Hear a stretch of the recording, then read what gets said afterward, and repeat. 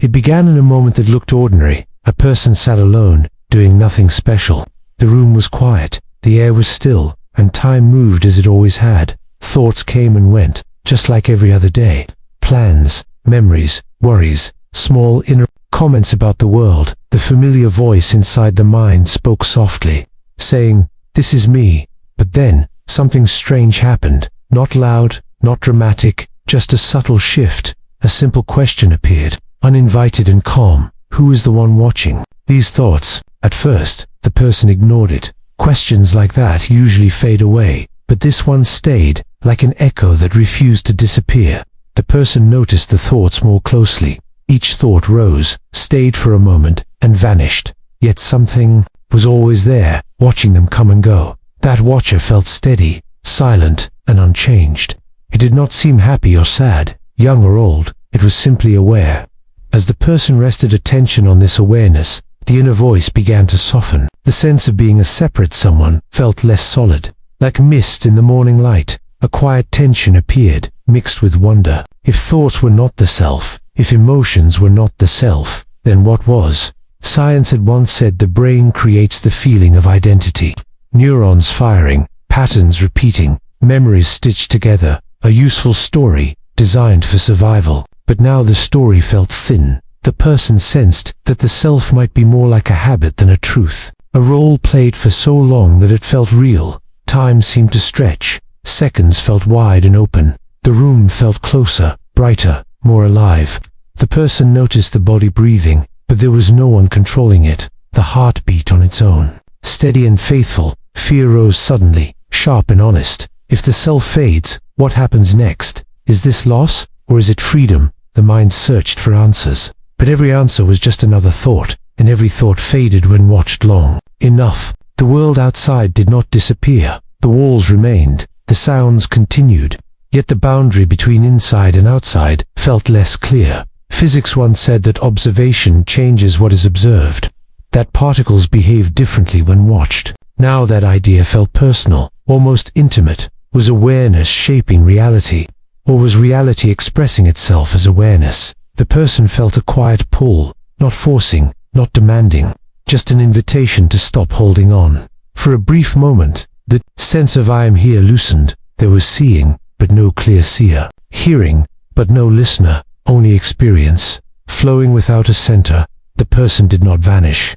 Life did not end, but something familiar was slipping away, and in its place, something vast was opening. A presence without a name, a field without a... As just the moment passed, gently, thoughts returned, labels returned. But the memory of that space remained. A quiet knowing followed. The self may not be what it always seemed, and if it can fade, even for a moment, then perhaps it was never the final truth. The story pauses here, right at the edge of a mystery, leaving one question hanging in the silence. If the self disappears, what remains after that quiet moment? The person could not return to the old way of seeing things. Something had cracked open, gently but clearly. The idea of me no longer felt solid or unquestionable. The person began to look back, not with regret, but with curiosity. Where did this sense of self come from? When did it begin? Memories appeared, a childhood name spoken again and again, faces leaning close and saying, "This is who you are." Praise and blame shaped behavior. Fear taught caution, desire taught chasing. Slowly, a character was formed, a personality built from reactions, habits, and stories. The self grew stronger each time it was offended. Philosophers had warned about this long ago. They said the self might be an illusion, a useful idea, but not a permanent truth. Science seemed to agree, in its own quiet way. The brain does not find a center called me. It finds processes, signals, and changing patterns. Different areas light up for memory, emotion, and decision, but no single place holds the self. No command center, no inner ruler. The person realized something unsettling.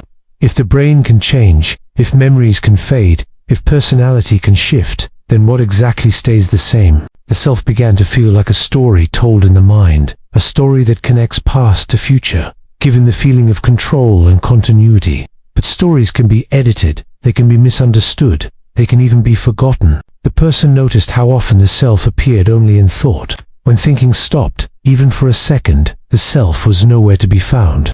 Yet awareness remained clear, open, and present, watching without effort. This raised a deeper question. If awareness is always here, and the self comes and goes, which one is more real? The person watched emotions arise: anger, joy, fear, excitement, each one powerful, yet temporary. They claimed ownership, saying, "This is happening to me," but when watched closely, they passed like weather across the sky. The self seemed to be a label placed on experience, not the source of experience itself, a name given to movement. The more the person looked, the harder it became to find a solid eye. There were thoughts, but no thinker, actions, but no controller. This was not depressing, it was strangely light, as if a heavy weight had been carried without noticing.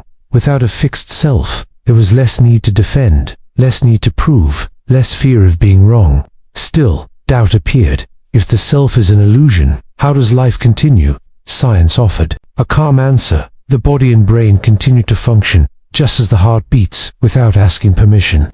The self was never running the system, it was only narrating it, explaining life after it already happened. This insight felt both humbling and freeing. The person saw that the self was not an enemy, just a tool used for communication and survival, but confusing the tool for the truth had created suffering. As this understanding settled in, a quiet readiness grew. If the self is not what it seems, then what lies beneath it? The story moves forward from here, toward the space where observer and observed meet, toward the field that remains when the self grows silent. As the old idea of the self weakened, the person's attention moved outward and inward at the same time, not searching for meaning, but noticing patterns, not chasing answers, but watching what was already happening. Science entered the story again, quietly and carefully. It spoke of fields rather than solid things, energy fields, information fields, quantum fields. The person learned that matter is not as solid as it appears.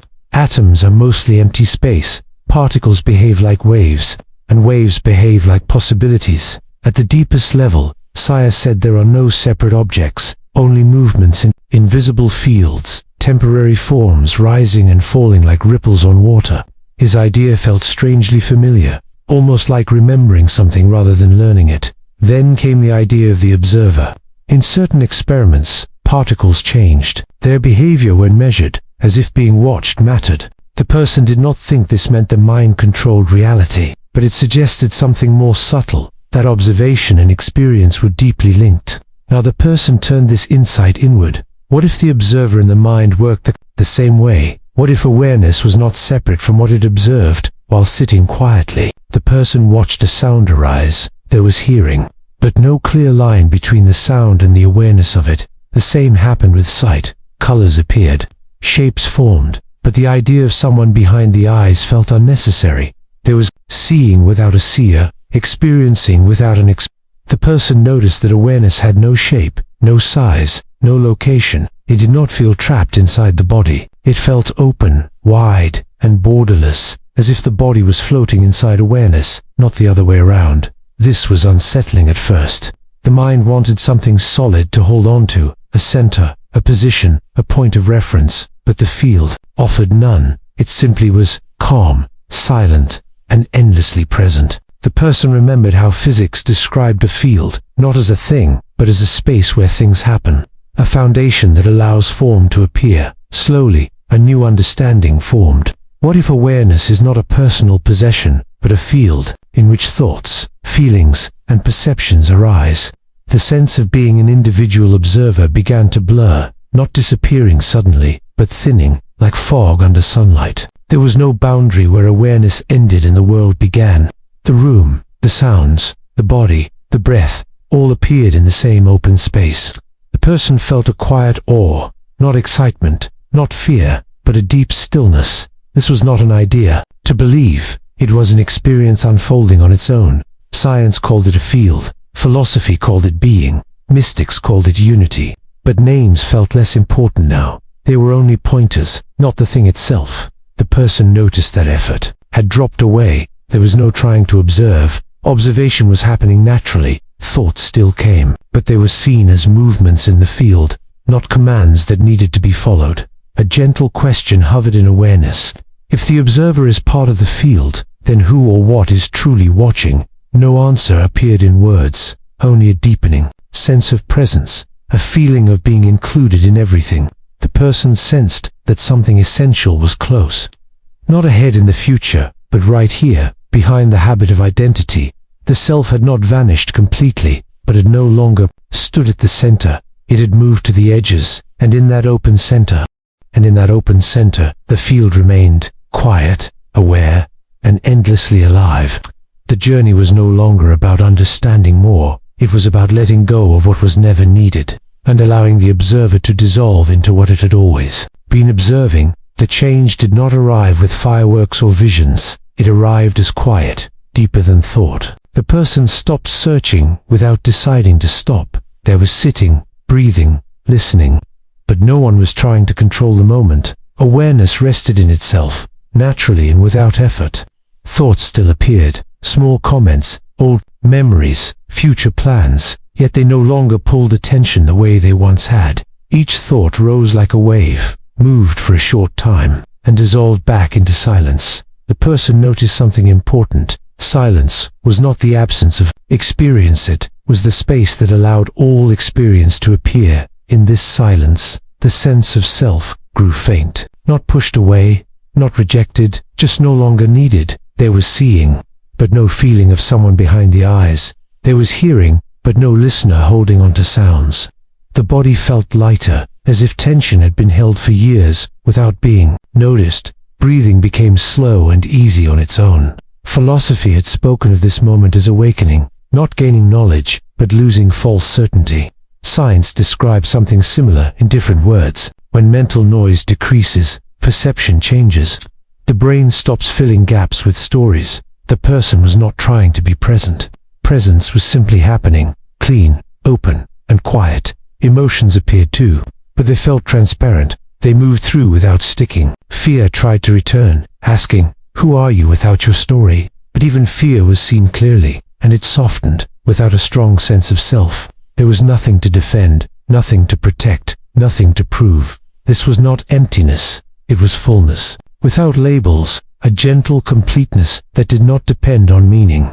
The person noticed that awareness had no shape, no age, no personal history. It did not feel male or female, successful or broken, important or invisible. It simply was, stable beneath every change, present before every thought. The world continued exactly as before. Sounds passed, light shifted, the body moved slightly, yet everything felt closer, more intimate. There was no separation between experience and awareness. There were not two things meeting. There were one movement. The idea of inside and outside lost its sharp edge. The room did not feel external. The body did not feel internal. Everything appeared in the same open field, without a center point, without a boundary line. Time felt different here, not moving forward in a straight line, but unfolding in a wide, calm now. Minutes could pass, or seconds could pass. It did not matter. Nothing was being waited for. The person realized something quietly profound. The self had not been destroyed. It had simply fallen silent, like background noise that fades when attention stops feeding it, like a habit that loosens when it is no longer repeated. In this silence, there was peace, not excitement, not pleasure, but a deep okayness with everything as it was. The person understood without words. This was not a special state to hold on to, not a peak to chase. It was the ground beneath all states, always present, often ignored. As the moment gently continued, a subtle knowing arose. If the self can fall silent, then it was never the true foundation of life. It was only a visitor, coming and going, and beneath that visitor, something vast remained, watching without effort, holding everything without intention. The story does not end here, because life does not stop in silence.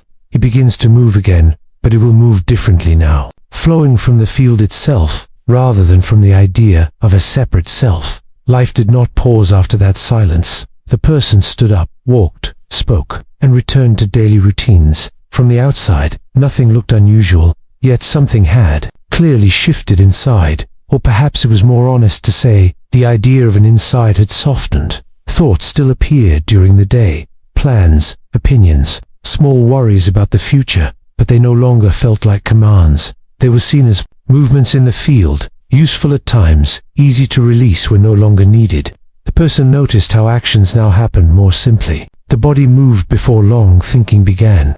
Words came without being carefully planned. There was a sense of ease in this, not careless, just natural. Science described this as efficiency, when the brain stops fighting itself. Energy flows where it is needed. Philosophy described it as alignment. Action arising without inner conflict, choice without constant doubt. The person felt this directly. Decisions still happened, but there was less tension around them. Right and wrong were no longer heavy ideas. They were practical responses to each moment. Guided by clarity rather than fear, compassion appeared more often now. Not forced, not practiced, just present. When others spoke, the person listened fully, not preparing replies, not defending a position. It felt as if the same field looking through these eyes was also looking through the eyes of others. Different expressions of one movement. This did not make life perfect. Pain still appeared, loss still happened, but suffering did not grow the way it once did. Without a strong personal story, pain did not turn into endless resistance. Emotions came and went freely. Sadness moved through like rain. Joy rose like sunlight. Neither was held too tightly.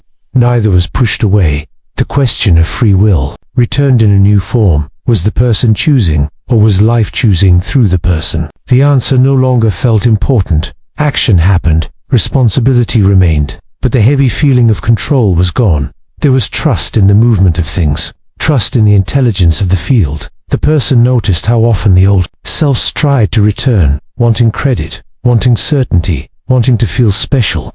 But these moments were seen clearly, smiled at gently, and allowed to pass. The self had become a tool, used when needed for communication, set down when no longer useful. There was freedom in this. Not the freedom to do anything, but the freedom to respond honestly. Life felt less like a struggle, more like a conversation, a constant exchange between form and space. The person no longer felt separate from events. Success and failure were just outcomes, not identities. Each moment felt complete on its own, not a step toward something else, not a problem waiting to be solved. This was not the end of the journey. It was the beginning of living differently, living as the field, aware, responsive, open. The person understood quietly. Awakening was not escape from the world. It was deeper contact with it. And as life continued to unfold, a final question began to take shape, not as a thought, but as an invitation. If this way of being is possible, if the field is always present,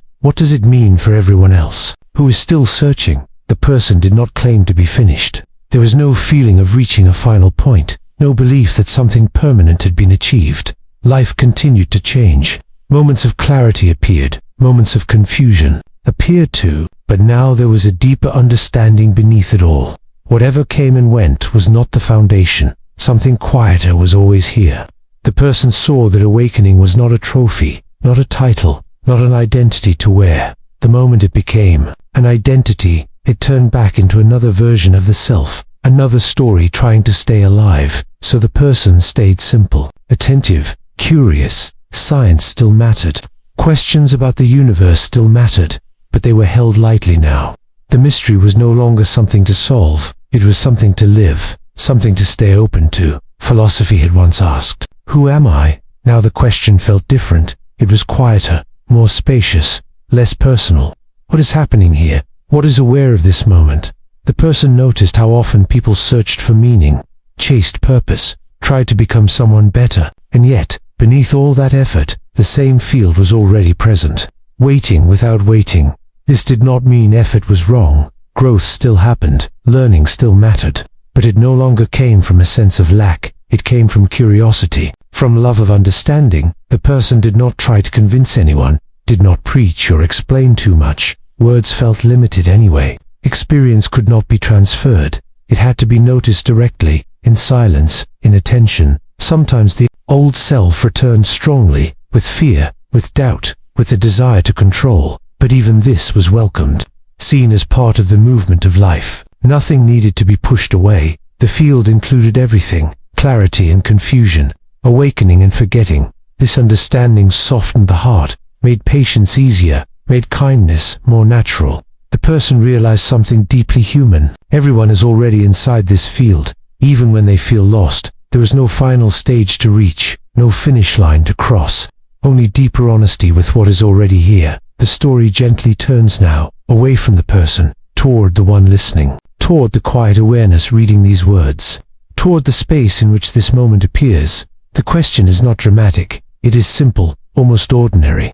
If the self can fade, if the field remains, what is aware of this moment right now? No answer is required, no belief is needed, only attention. The story ends here, not with a conclusion, but with an opening, an invitation to pause, to notice, to look gently at experience itself, and perhaps, just for a moment, to see what remains. When the idea of me grows quiet,